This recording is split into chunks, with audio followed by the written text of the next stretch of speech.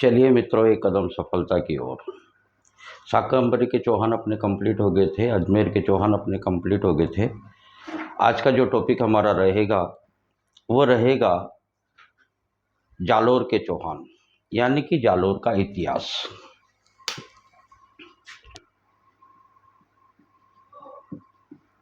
जालोर का इतिहास। जालोर में सोनगरा चौहान जो शाखा है चौहानों की, वो सोनगरा चौहानों की शाखा है। सोनगरा चौहान।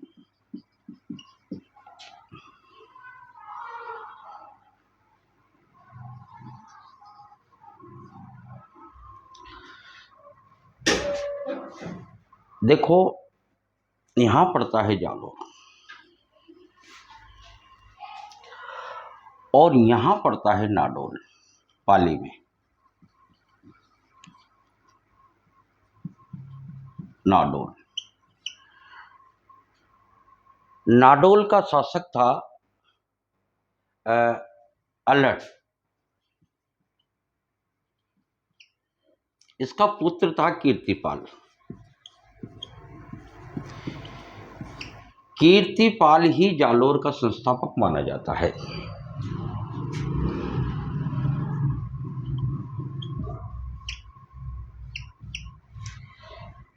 कब?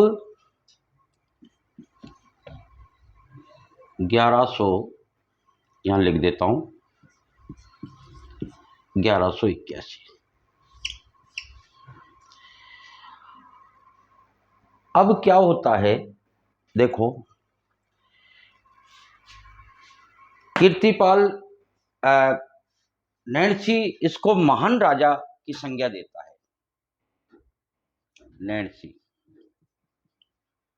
नैणसी इसको महान राजा की संज्ञा देता है, महान राजा। और इसको मकराना शिलालेख के अनुसार, मकराना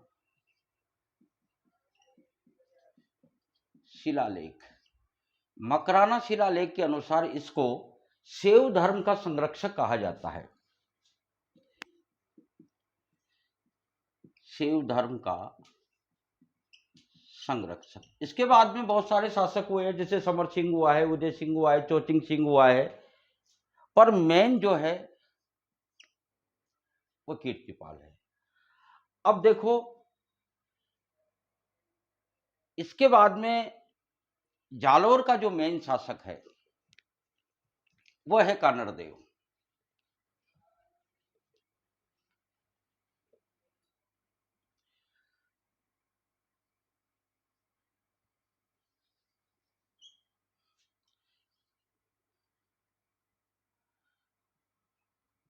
कानड़देव।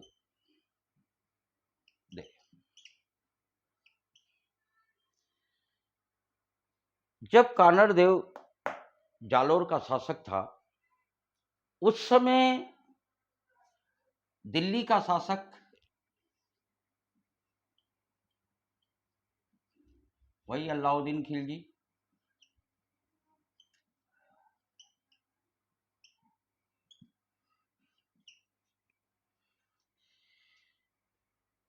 कानड़देव और अलाउद्दीन खिलजी के बीच में जो युद्ध होता है उसकी जानकारी हमें किन किन ग्रंथों से मिलती है। देखो, एक तो है कानड़देव प्रबंधन, कानड़देव प्रबंधन। दूसरा है बीरम दे सोनगरारी बाता, बीरम दे सोनगरारी बात। ये दोनों ग्रंथ तो लिखे थे पद्मनाभ ने। ये चीज भी आपको मैंने कहा था, साहित्य से एक प्रश्न या दो प्रश्न जरूर आते हैं, तो ये चीजें आपको याद रखनी है।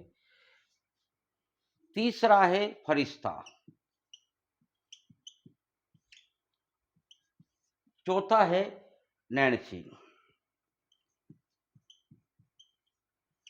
और पांचवा क्योंकि अलाउद्दीन खिलजी के साथ में आपको पता है दोनों अभियानों में अमीर खुसरो रहा है। तो अमीर खुसरो,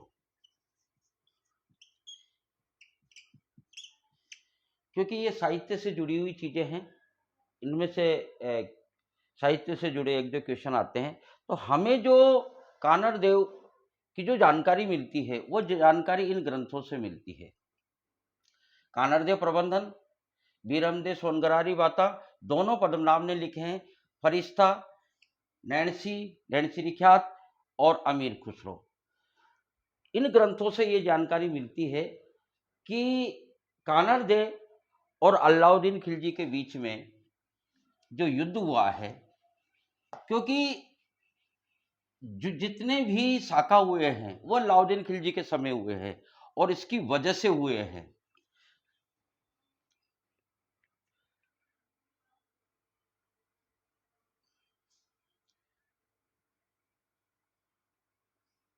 देखो आप,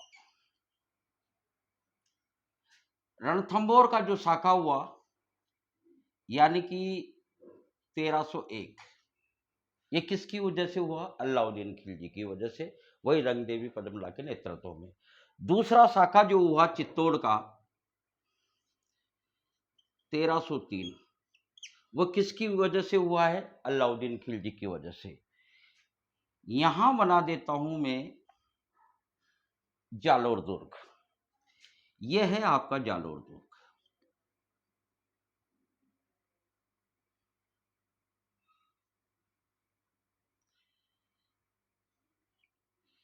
देखो, जैसे रणथंबोर दुर्ग की कुंजी है जैन दुर्ग, ठीक उसी प्रकार जालोर दुर्ग की कुंजी है सिवाना दुर्ग।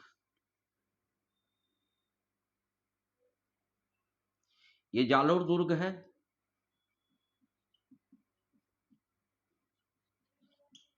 और ये सिवाना दुर्ग है। सिवाना पड़ता है बाड़मेर में। जालोर दुर्ग सुकड़ी नदी के किनारे, ये भी आप थोड़ा सा ध्यान रख लेना, वैसे मैंने नदियों में पढ़ा दिया है ये सारी चीज। सुकड़ी नदी के किनारे, यानी कि 1301 का जो साका हुआ है वो अलाउद्दीन खिलजी की वजह से हुआ है।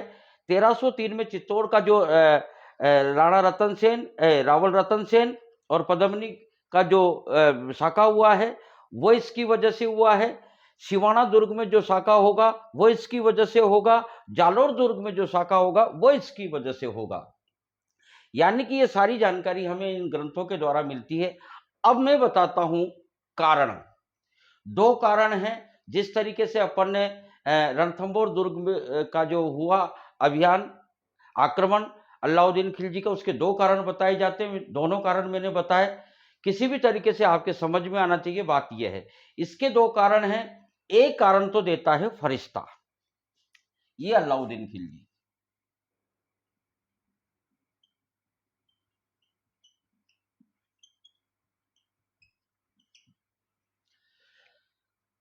फरिश्ता क्या कहता है कि अलाउद्दीन जा रहा था गुजरात,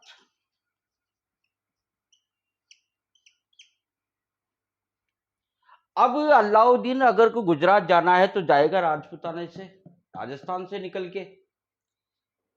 उस समय जालोर का जो शासक था वो था कानड़ देव। कानड़ देव से कहा कि भाई रास्ता दे। कानड़ देव ने कहा कि कभी घुस मत जाना राजस्थान में, टांगे तोड़ दूंगा। उस समय इतनी बड़ी बात अलाउद्दीन से कहना, ये एक बहुत बड़ी बात थी। उसने कहा ऐसा क्यों कि तू आदमी सही नहीं है, मंदिरों को लूटता है, ब्राह्मणों को परेशान करता है, गरीबों पर अत्याचार करता है, और जो भी तेरे आज दिन तक जो साके हुए हैं वो तेरी वजह से हुए हैं राजस्थान में, तो तू आदमी सही है, मैं रास्ता नहीं दूंगा। यानी कि अलाउद्दीन दूसरे रास्ते से गुजरात अभियान पर आ जाता है। जब इसकी सेनाएं वापस जा रही थी, वही उलुग खां, जब इसकी सेनाएं वापस जा रही थी, ये नाम याद रखना है आपको, उल्लू खां। नुसरत खां तो मर ही गया था रणथंभौर इसमें अभियान में। उल्लू खां वापस जा रहा था तो कानड़दे को पता चल गया कि ये आक्रमण करके लूटपाट करके आ रहे हैं गुजरात से। तो कानड़दे ने अपने 2 सेनापति भेजे, जेता और देवड़ा। जेता प्लस देवड़ा, और भयंकर युद्ध बताया जाता है। इसकी सेना और जेता देवड़ा के बीच में भयंकर युद्ध होता है। ये सोमनाथ से धन लूट के लाए थे, सोमनाथ मंदिर को लूटा इन्होंने, और शिवलिंग के 5 टुकड़े लेके आए थे। ये 5 टुकड़े वापस कानड़दे ने गुजरात भेज दिए, सौराष्ट्र, यानी कि सोमनाथ पड़ता है सौराष्ट्र में। सौराष्ट्र सोमनाथ से शैल्य मल्लिकार्जुन उज्जैनी महाकाले ओंकारे परमेश्वरम, इस तरीके से कहने का मतलब 12 शिवलिंग बताए जाते हैं। तो सबसे पहला शिवलिंग सौराष्ट्र में सोमनाथ है। तो सोमनाथ के जो 5 टुकड़े थे वो वापस भेजे कानड़देव ने, और इसके जो लूट का माल था वो भी जेता और देवड़ा ने हड़प लिया, और यहां से खूब भयंकर युद्ध के साथ में ये घबरा कर यहां से वापस करने का मतलब कहां आ जाते हैं, दिल्ली। दिल्ली आके इस बात को बताते हैं कि हमारे साथ कानड़दे ने ऐसा ऐसा किया। तो उसके बाद में अलाउद्दीन खिलजी एक आदमी को भेजता है, ये नाम आपको याद रखना है। और कानड़दे और अलाउद्दीन खिलजी के बीच में संधि होती है 1305 में। 1305 में संधि होती है, और वो व्यक्ति जो भेजा हुआ है एन मुल्क मुल्तानी, ये नाम आपको याद रखना है, एन मुल्क मुल्तानी। एन मुल्क मुल्तानी और कानड़दे के बीच में हो जाती है संधि। संधि के मुताबिक कानड़दे चला जाता है किसके दरबार में, अलाउद्दीन खिलजी के दरबार में। जैसे अलाउद्दीन खिलजी के दरबार में जाता है तो अलाउद्दीन खिलजी कहता है कि हिंदुस्तान में ऐसा कोई राजा नहीं बचा जो मेरे से टक्कर ले सके। मतलब ये कुल मिला के कानड़दे को उकसाना चाहता है। कानड़दे ने कहा एक बार और बोल तो, कि हिंदुस्तान में ऐसा कोई शासक नहीं बचा जो मुझसे जीत सके। दूसरी बार जैसे ही कहा, कानड़दे ने तलवार निकाल ली और उसने घोषणा कर दी कि मैं युद्ध के लिए तुझे ललकारता हूं, आ जाना जालोर दुर्ग में सुकड़ी नदी के किनारे। इस तरीके से ललकार के और कानड़दे वापस आ जाता है। ये बात बताता है फरिश्ता। मैंने 5 ग्रंथ बताए, उन 5 ग्रंथों में ये बात कौन कहता है, तारीख फरिश्ता।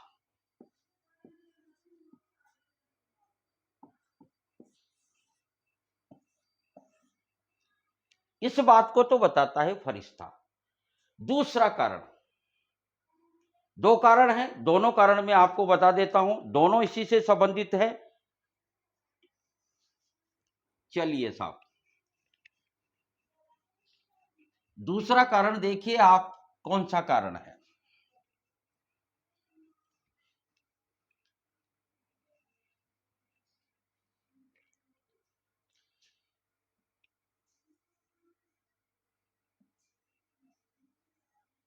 वही अलाउद्दीन खिलजी,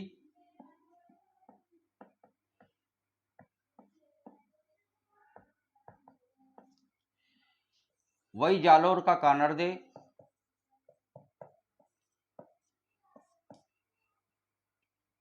अब देखो ये बात कहता है नैणसी रिख्यात में।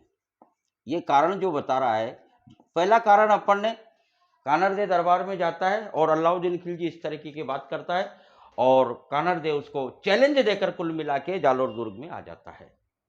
तो ये बात तो हुई प्रेम रस वाली। अब बात करते हैं अपन वीर रस वाली, यानी कि अलाउद्दीन खिलजी और कानड़दे के बीच में बात हुई, ये तो वही वीर रस वाली बात। अब जो दूसरा जो कारण नैन्सी बता रहा है वह है प्रेम वाली बात।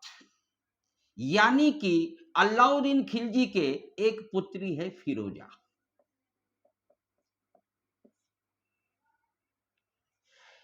ऐसा कहा जाता है नैन्सी के द्वारा कि जो संधि हुई थी उसमें कानड़ देव न जाकर कानड़ देव का पुत्र है बीरमदेव, ये गया था दरबार में। बीरमदेव जवान था, इधर फिरोजा भी जवान थी, दोनों के बीच में हो जाता है प्रेम प्रसंग। क्या हो जाता है? प्रेम। लेकिन यह प्रेम केवल फिरोजा ही करती थी, बीरमदेव को इस बात का ध्यान नहीं था। हाँ, वो आगे पीछे फिरती थी, इसके आदर सत्कार में लगी रहती थी, तो हल्का फुल्का तो बीरमदेव भी समझ ही गया था कि मामला तो कुछ है, लेकिन इसने ध्यान ही नहीं दिया कि अपन तो दूसरे के दरबार में क्या लेना देना आ रहा है अपने। धीरे धीरे धीरे धीरे धीरे ये बात आगे बढ़ जाती है और एक दिन ये अपने प्रेम का इजहार कर देती है, इससे कह देती है भैया आई लव यू। भैया तो क्या कहेगी, आई लव यू कहेगी डायरेक्ट। मैं तुमसे प्रेम करती हूं बीरमदेव से। बीरमदेव ने कहा भाई तू करती है, मैं नहीं करता तेरे से प्रेम। जब इसने मना कर दिया तो फिर जाती है उसके डैडी के पास कि पापा जी मैं तो बीरमदेव से प्रेम करती हूं, और बीरमदेव मना कर रहा है। अलाउद्दीन खिलजी ने बीरमदेव को बुलाया कि भैया बोल क्या बात है, आज की रात है, तेरे को जवाब देना है। हार और तलवार दोनों चीजें तेरे पास है, तुझे हां भी करना पड़ेगा, सोच समझ के हां और ना का जवाब देना। बीरमदेव पस गिरे पण तो बीरमदेव उसी रात भगकर आ जाता है कानड़देव के पास में।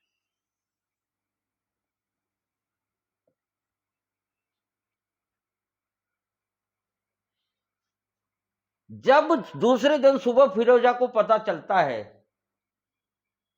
तो फिरोजा कहती है कि बहुत धोखे दिए, नजरों से दूर जा निकला, हमने जिससे प्यार किया वो तो बेवफा निकला, साला भग के निकल के यहां आ गया ये तो भैया फिरोजा भी 7 समुंदर पार में तेरे पीछे पीछे आ गई। ये भी कानड़देव के दरबार में आ जाती है और कानड़देव से न्याय मांगती है। क्या न्याय मांगती है कि आप तो पृथ्वीराज चौहान के वंशज हो और मेरा न्याय करो। उसने कहा कि भाई बेटी क्या बात है कि मैं तुम्हारे बीरमदेव से प्रेम करती हूँ। बीरमदेव से कहा कि रे भाई क्या बात है ये, कि देखो भाई पापा जी मैं इससे प्रेम नहीं करता, ये भले ही प्रेम करती है। उसने कहा मेरे में क्या कमी है?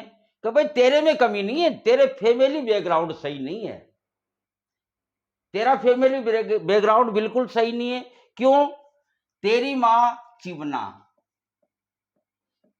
किससे प्रेम करती है? मोहम्मद शाह से। तेरा बाप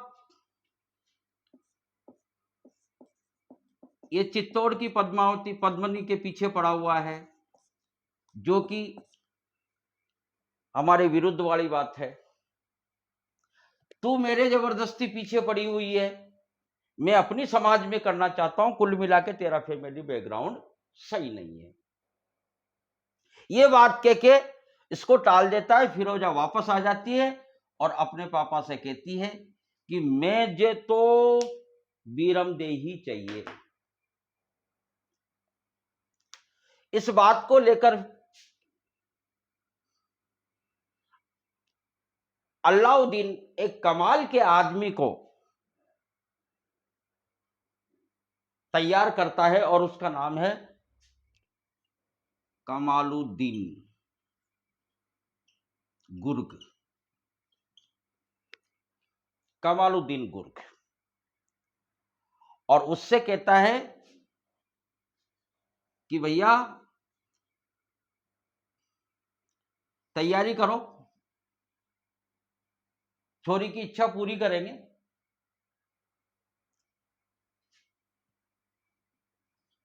ये आपका जालोर दुर्ग, और ये आपका सिवाना दुर्ग।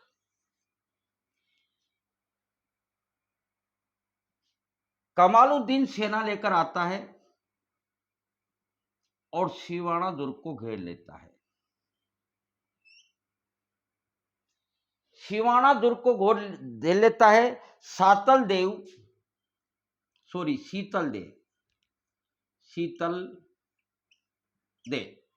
सातल देव मारवाड़ में है, ये बात आप ध्यान रखना। इस चीज में हमसे गलती होगी तो बच्चे तो बिल्कुल गलती कर ही जाएंगे। सातल देव अलग है, शीतल देव अलग है। शीतल देव सिवाना दुर्ग का सेनापति। इसका एक और सेनापति था बावले। इसका नाम था बावले की वजह से कमालुद्दीन यानी कि यह गद्दारी कर जाता है और इस तरीके से कहने का मतलब सिवाना दुर्ग को पर अधिकार हो जाता है अलाउद्दीन खिलजी का, और यहां हो जाता है पहला शाखा यानी कि तीसरे नंबर का शाखा। अगर देखा जाए तो पहला शाखा तो रणथंभौर हुआ, दूसरा 1303 में मैंने बताया चित्तौड़ दुर्ग का हुआ, और यहां तीसरा शाखा हो जाता है 1308 में। किसके नेतृत्व में? शीतल दे और मेणा दे के नेतृत्व में। यह बात आपको याद रखनी है, महत्वपूर्ण बात यह है। 1308, 2 जुलाई 1308 मेणा दे के नेतृत्व में। अब किसको घेरेंगे? वैसे देखो, ये दुर्ग एक ऐसा दुर्ग है जो मारवाड़ के राजाओं के संकटकालीन शरणस्थली रही है। ये बात आपको ध्यान रखना है, मारवाड़ के राजाओं की शरणस्थली रहा है। यानी कि उस समय ये मान के चलिए, जब भी कोई मारवाड़ पे संकट आ जाता था किसी भी राजा के ऊपर, इसमें मालदेव भी आया है, चंद्रसेन भी आया है, तो लगभग ये इन दुर्गों को जीतना इतना आसान नहीं था। हसन निजामी कहता है कि जालोर दुर्ग के आज तक कोई फाटक ही नहीं खोल पाया, दरवाजा की तरफ से तो किसी ने आक्रमण कर ही नहीं पाया आज दिन तक जालोर दुर्ग के। तो कहने का मतलब ये संकटकालीन शरणस्थली रही है। आपसे प्रश्न ये पूछा जा सकता है कि मारवाड़ के राजाओं की संकटकालीन शरणस्थली कौन सा दुर्ग है? सिवाना दुर्ग। इसके बाद में सिवाना दुर्ग जीत लिया जाता। मेवाड़ के राजाओं की संकटकालीन शरणस्थली है कुंभलगढ़ दुर्ग। कभी नहीं जीता गया, एक बार जीता गया 1874 में। इसके बाद में अब घेरा क्या डालेंगे? अलाउद्दीन खिलजी भी आ जाता है, और अलाउद्दीन खिलजी और ये सारी सेना आके घेरा कर देती है जालोर दुर्ग का। अब देखो, समझने वाली बात यह है कि जालोर दुर्ग का दरवाजा आज दिन तक हसन निजामी कहता है कि आज दिन तक कोई खोल नहीं पाया। तो सीधी सी बात है कि दरवाजे से तो ये घुस नहीं सकते, तो घुसेंगे कहां से? तो उस समय क्या होता था कि गढ़ में कोई ना कोई सुरंग होती थी जिससे सुरक्षित रूप से निकला जा सकता था संकट के समय में। तो इसके साथ जो विद्वान लोग थे या कोई सलाहकार थे, उसने कहा कि देखो ऐसा है, कोई ना कोई तो रास्ता होगा, सुरंग तो होगी। तो इन्होंने क्या है, राई मंगवाई, और राई क्या करती है कि जहां सुरंग होती है वहां राई को बिखेर दो आप, यानी कि कहीं भी पूरी राई को बिखेर दो, जहां सुरंग होगी वो रातों रात राई उग आएगी। तो ऐसा कहा जाता है कि रातों रात अलाउद्दीन खिलजी ने राई इकट्ठी की और सारे उस पे आसपास, गढ़ के आसपास 10-10, 12-12 किलोमीटर तक फिकवा दी। जब सुबह पता चला राई कहां उग रही है, वहीं सुरंग का मुंह था, तो इस जगह राई उग रही थी 10-12 किलोमीटर दूर। वहीं से सुरंग का पता लगा इनको कि ये यहां सुरंग है जो यहां तक जालोर दुर्ग तक जा सकती है। ऐसा भी कहा जाता है, कहा नहीं परफेक्ट है, दैया बीका नाम का एक व्यक्ति है, इस व्यक्ति ने गद्दारी की और ये जिसने रास्ता बताया सुरंग का। कि यहां सुरंग है। इसने इसकी पत्नी से जाके कहा कि मैंने आज इस तरीके से, क्योंकि वो नोट भर के ले गया, अलाउद्दीन खिलजी ने खूब उसके सोने चांदी की मोहरें दे दी थी, तो वो जब मोहरे भर के घर पे ले गया, बैग भर के, थैला भर के, तो उसने कहा ये क्या है, कि मैंने आज ऐसे ऐसे किया है। तो उसकी पत्नी ने, कहा जाता है कि उसकी पत्नी ने उसको मार दिया, और उसकी पत्नी भग कर कहां जाती है, कानड़दे के पास जाती है। तब तक कहा जाता है, जब तक ये भग के गई तब तक सेनाएं अंदर सुरंग से जा चुकी थी और जालोर दुर्ग को घेर लिया था। ऐसा कहा जाता है कि यहां 1311 में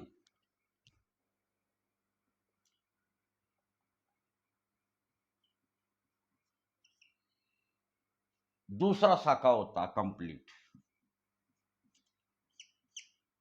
यानी कि कानड़दे आक्रमण होता है, युद्ध होता है, कानड़दे मारा जाता है। कुछ किताबों में लिखा हुआ है कि कानड़दे अपना सर काट के आशापुरा माता जी को, अपनी कुल देवी आशापुरा माता जी को भेंट कर देता है, क्योंकि यह भी पता है कि हमारी सेनाएं कम थी और अलाउद्दीन खिलजी की सेना ज्यादा थी, तो युद्ध का हारना भी एक संभावना हो जाती है। पर खूब युद्ध हुआ, डटके युद्ध हुआ, तो ऐसा कहा जाता है कि आशापुरा माता जी के सर भेंट कर दिया जाता है। ये बात रणथंभौर दुर्ग में हमीर के बारे में भी कहा जाता है कि उन्होंने भी अपना सर काट के महादेव को अर्पित कर दिया था। पूर्ण प्रमाणित तो नहीं मिलता है, लेकिन जो कुछ कुछ किताबों में लिखा हुआ है उस तरीके से ये पूर्ण प्रमाणित है। ये पूर्ण प्रमाणित है, वो रणथंभौर वाले में उसमें पूरा प्रमाणित नहीं माना जाता कि भाई उन्होंने सर काट के इस तरीके से, पर है। तो इस तरीके से कहा जाता है कि इन्होंने अपना सर काट के अपनी कुलदेवी को भेंट कर दिया था।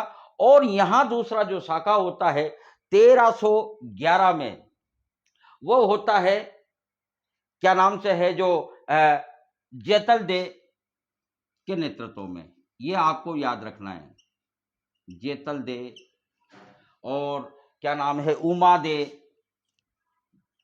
इस तरीके से कहने का मतलब यहां अधिकार हो जाता है किसका, अलाउद्दीन खिलजी का। देखो आपको दो तीन चीजें याद रखनी पड़ेगी। ये दो तीन नाम बदलेगा, दो तीन नाम बदलेगा। चित्तौड़ दुर्ग को जीत कर ये अपने बेटे को दे देता है, तो इसका नाम तो रखता है ये खिजराबाद। खिजराबाद। सिवाना दुर्ग को जीतकर किसको देता है, कमालुद्दीन को। कमालुद्दीन को देता है, तो इसका नाम होता है खेराबाद।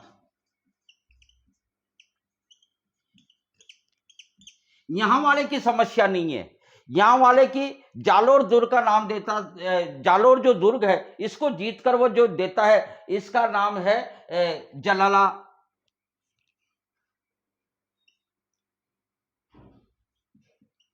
जलालाबाद। ये आपको, ये क्योंकि ये दो तीन नाम चेंज करेगा। चित्तौड़ दुर्ग को जीतने के बाद में इसके बेटे को दे देता है, खिचराबाद हो जाता है खिजराबाद।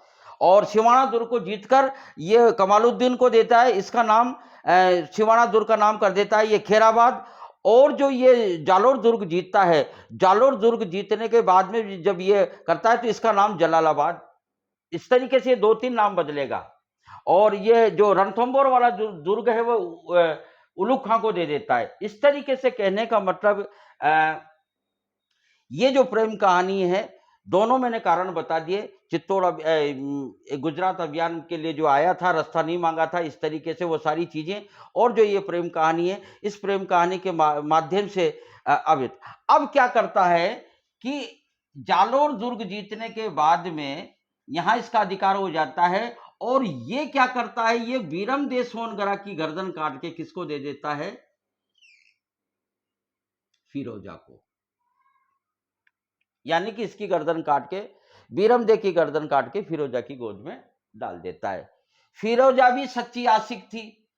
इसने क्या किया, इसने बीरम दे के सर को यमुना नदी के किनारे पर वही हिंदू रीति रिवाज के अनुसार अग्नि संस्कार किया, और खुद ने यमुना नदी में कूदकर कर लिया सुसाइड। इस तरीके से यह प्रेम कहानी आपकी पूरी होती है। कहने का तात्पर्य मैंने यह है कि यानी कि इसके नेतृत्व में अलाउद्दीन खिलजी के आक्रमण के समय 4 ये होते हैं शाखा।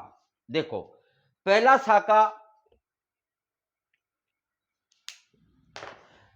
शाखा होता है वही रणथंभौर में 1301, रणथंभौर दुर्ग में वही रंगदेवी पदमला उसकी पुत्री और हमीर के नेतृत्व में। दूसरा शाखा चित्तौड़ वाला 1303, वही रावल रतन सेन, रावल लगेगा इस शाखा के। अगला टॉपिक अपना मेवाड़ की तरफ ही चल रहा है। रावल रतन सेन और पद्मनी के नेतृत्व में। तीसरा शाखा होता है आपका ये सिवाना वाला 1308, सिवाना में शीतल देव और मैनादे के नेतृत्व में। चौथा जो शाखा होता है ये 1311 में। 1311 में कौन? वही कानड़दे, और कानड़दे के बाद में मैंने जेतलदे उमादे दो का नाम लिखा, तो आप जेतलदे भी याद कर लेना। उमादे क्रम में पूछा जाए, दो टुकड़े में गुट में पूछा जाए तो जेतलदे उमादे हो सकता है, नहीं तो आपको जेतलदे याद रखना है, जेतलदे उमादे। पांचवा शाखा जो होता है वो अप्रमाणित माना जाता है, यानी कि 1298 का जो शाखा है वो अप्रमाणित, जैसलमेर वाला वो अप्रमाणित मान। इस तरीके से 4 शाखे ये आपके कंप्लीट होते हैं। और ये जो अपन ने जालोर का इतिहास कानड़दे और अलाउद्दीन खिलजी के पढ़ा। अब जो हमारा टॉपिक रहेगा बेटा कल का, वो टॉपिक रहेगा, अब अपन चौहान की शाखाएं लगभग सारी पढ़ चुके हैं, तो अगला जो हमारा टॉपिक रहेगा वो मेवाड़ की तरफ। कल अपन चलेंगे मेवाड़ की तरफ और मेवाड़ के इतिहास का अपन अध्ययन करेंगे।